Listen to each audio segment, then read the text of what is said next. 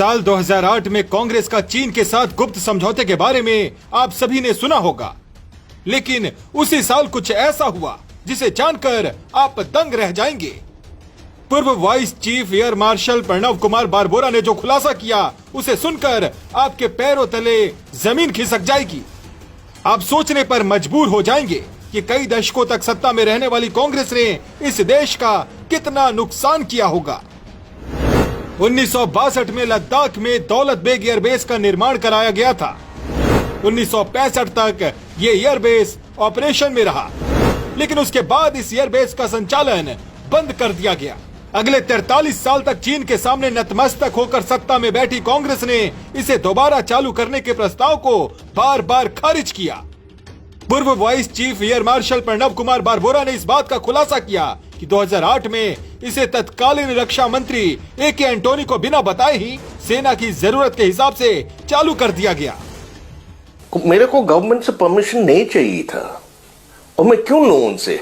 इसलिए कि 43 इयर्स के लिए बार बार हमें कहा जाता था कि ये नहीं हो सकता। दौलत बेग ओल्डी हवाई पट्टी के फिर से संचालन की खबर मिलने के बाद तत्कालीन मनमोहन सिंह की नेतृत्व वाली यूपीए सरकार तिलमिला उठी। तत्कालीन रक्षा मंत्री ए.के. एंटोनी वायुसेना की इस पहल से नाराज हो गए। उन्हें इस बात का डर सता रहा था कि वो चीन को क्या जवाब देंगे। डिफेंस मिनिस्टर चाइना गया और जाने से पहले मेरे से पूछा कि मैं क्या जवाब दूं। वो पूछेंगे कि आप वहां क्यों ऑपरेट कर रहे हैं फिक्स्ड विंग एयरक्राफ्ट AN-32। तो मैंने कह दिया कि ये हमारा जमीन है, हम जो भी करें कुछ भी करें, आपसे क्या वास्ता।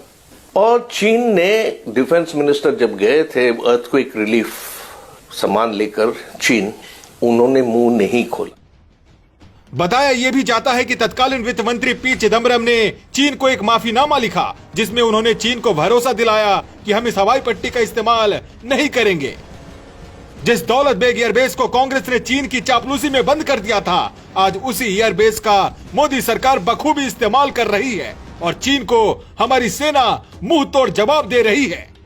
कांग्रेस की इन करतूतों को जानने के बाद साफ हो जाता है कि कई दशकों तक सत्ता में रहने वाली कांग्रेस ने न जाने इस देश का कितना बेड़ा गर्क किया होगा।